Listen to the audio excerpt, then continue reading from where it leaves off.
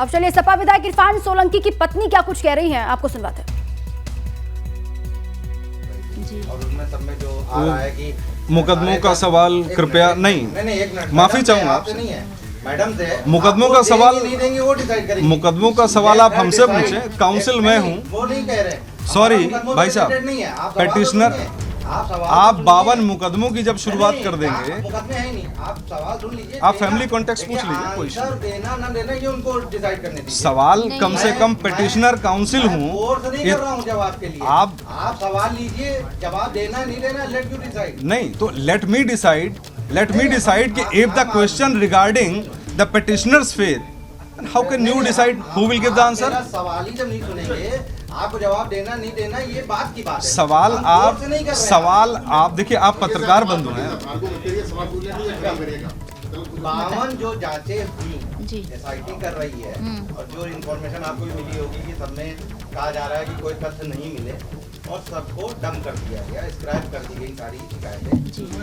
क्या कोई डील है या यही मजबूरी है कि आगे फर्दर मुकदमे ना हो, जिसके लिए सीएम की तारीफ, जिसके लिए सीपी की तारीफ, जिसके लिए जेसीपी की तारीफ सिर्फ इंस्पेक्टर पे डाल के, या ये प्रेस कॉन्फ्रेंस भी उसी का एक पार्ट है कि मैं 52 मुकदमे नहीं लिखूंगा या उनमें से आगे फर्दर नंबर हम आप ही के माध्यम से मुझे पता चला कि 52 जो है एप्लीकेशन आई हुई है और आप ही के माध्यम से मुझे पता चला हमारी किसी से कोई डील नहीं हुई, हमारी किसी से कोई बात नहीं हुई है और बस हमें इतना मालूम है और ना मेरी किसी से कोई बात हुई है। आज फिर ये तारीफ अभी तक आप लोग बराबर जो मिलते भी रहे सीपी से जेसीपी से, आप लोग का आरोप भी तो हमने इससे पहले कभी नहीं बताया कि हमारी सीपी साहब से कहीं लड़ाई है या जॉइंट सीपी साहब से कहीं लड़ाई है। चलें।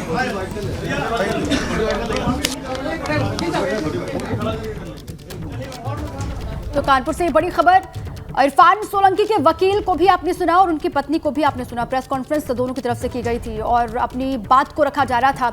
इसी पर रतीश मेरे साथी जुड़ चुके हैं, उन्हीं का रुख कर लेते हैं। रतीश, प्रेस कॉन्फ्रेंस में हमने सुना, क्या कुछ वो कहना चाह रहे थे और डिटेल्स? देखिए, बहुत कंफ्यूजन की स्थिति है। वकील गौरव दीक्षित के साथ इरफान सोलंकी की पत्नी नसीम सोलंकी आई और उनका जो प्रेस कॉन्फ्रेंस करने का केवल एक नजरिया था वो ये था कि जितने भी मुकदमे हुए हैं नसीम आरिफ की तरफ से या अकील अहमद की तरफ से, वो खुद उन पर खुद 2 और 4 मुकदमे रंगदारी के, कब्जे के दर्ज हैं। लेकिन इससे क्या कंटेक्स्ट उनका था ये समझ पाना थोड़ा मुश्किल होगा।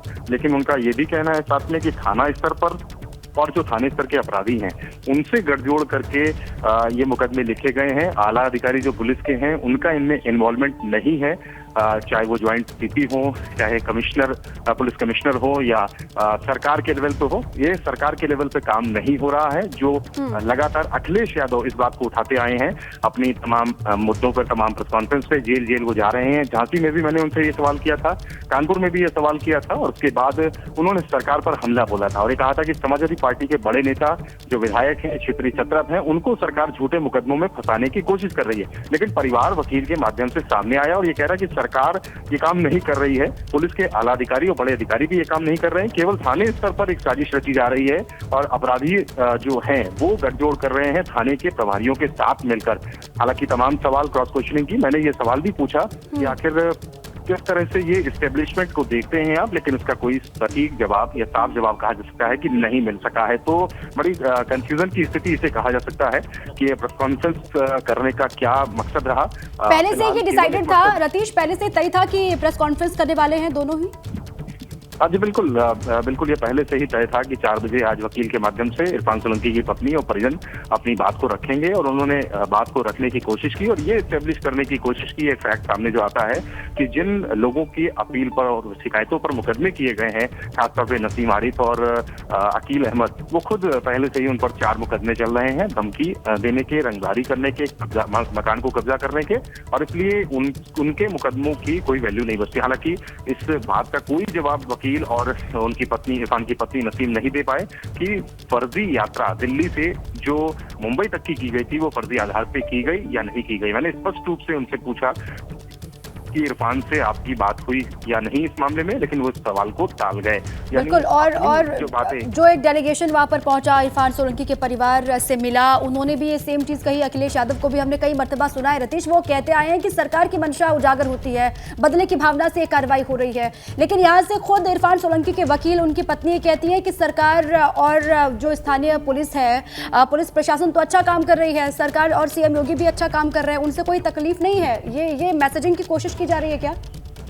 ये बिल्कुल सही कहा आपने कि ये मैसेजिंग की कोशिश की जा रही है कि सरकार से कोई तकलीफ नहीं है, मुख्यमंत्री का फेस बहुत अच्छा है, मुख्यमंत्री के जो अधिकारी यहाँ पर काम कर रहे हैं, पुलिस के अधिकारी, वो भी बहुत अच्छे हैं।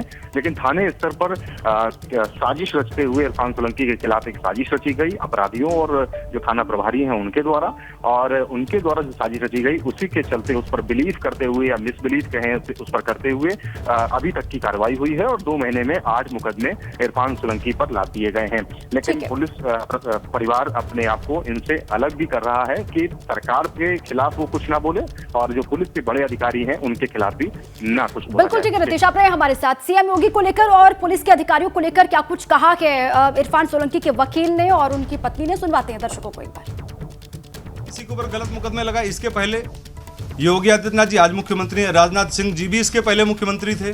कभी भी किसी ने कोई झूठे मुकदमे नहीं लगा, और कोई भी मुख्यमंत्री किसी भी थाना स्तर पे या क्या बोलते हैं एडमिनिस्ट्रेटिव स्तर पे कभी इस बात को नहीं कहते हैं कि झूठे मुकदमे लगाकर विपक्षी पार्टियों के लोगों को फंसाएं।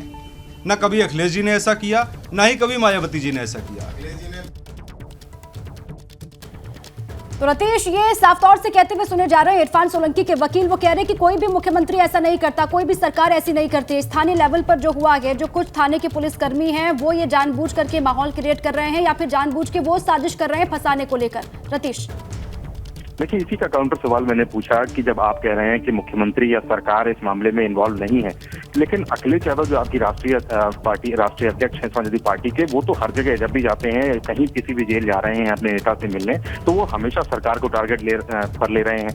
वो यही कह रहे हैं कि सरकार उनके बड़े नेताओं, क्षेत्रीय छत्रपों पर लगातार मुकदमे लगा रही है, झूठे मुकदमे लगाए जा रहे हैं। इरफान सोलंकी से जब जेल में मिलने आए थे कानपुर में, तब भी इस बात को कहा और जोर शोर से कहा कि सरकार झूठे मुकदमे लगा रही है, पुलिस को माध्यम बनाया जा रहा है। वो पुलिस को माध्यम बताते हैं, लेकिन परिवार यहाँ पर पुलिस पर ही आरोप मढ़ रही है, और वो भी आला अधिकारियों को दरकिनार करते हुए कि आला अधिकारी इस मामले में इन्वॉल्व नहीं है, लेकिन पुलिस के जो थाना स्तर के जो अधिकारी हैं, थाना प्रभारी हैं, वो अपराधियों के साथ गठजोड़ करते हुए इरफान सोलंकी और सोलंकी परिवार पर मुकदमे लिख रहे हैं। तो बड़ी स्पष्ट स्थितियां नहीं निकल के आ रही हैं। ये किसी एक प्लान के तहत ये कहा जा सकता है कि प्रेस कॉन्फ्रेंस को रखा गया और इसमें ये कहा गया कि इरफान सोलंकी को सरकार परेशान नहीं कर रही है, पुलिस के अधिकारी परेशान नहीं कर रहे हैं, पुलिस के जो छोटे इंस्पेक्टर लेवल के अधिकारी हैं वो अपने निहित स्वार्थों के लिए इरफान पर लगातार मुकदमे दर्ज करा रहे हैं। लेकिन उस चीज का जवाब इरफान के परिवार और इरफान के वकील के पास नहीं था कि अखिलेश यादव जो बार बार ये सरकार पर आरोप लगाते हैं कि उनके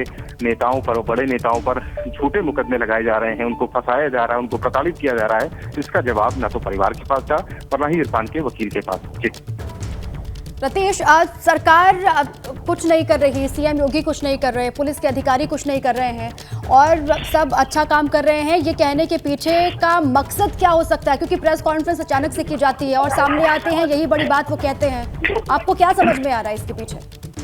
देखिए, मंशा यही है क्योंकि परिवार भी यही चाहता है और पोस्टरिंग इस तरीके से की जा रही है कि सीएम पर डायरेक्ट अटैक ना किया जाए, मुख्यमंत्री और सरकार को अच्छा बताया जाए और अच्छा बताते हुए आगे कुछ वक्त बाद, फिर वक्त बाद कुछ राहत की उम्मीद कहीं से जग जाए।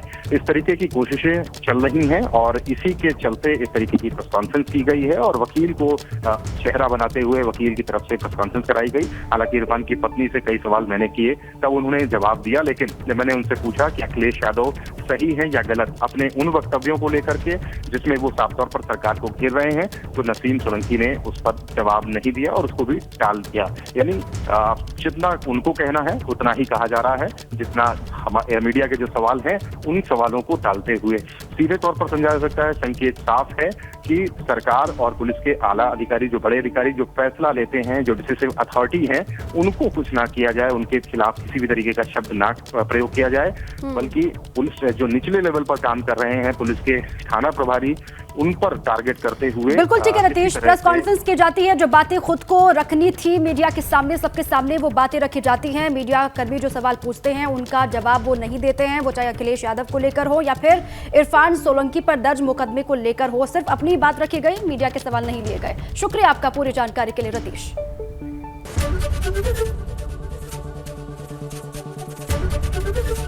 एबीपी गंगा, खबर आपकी, जुबान आपकी।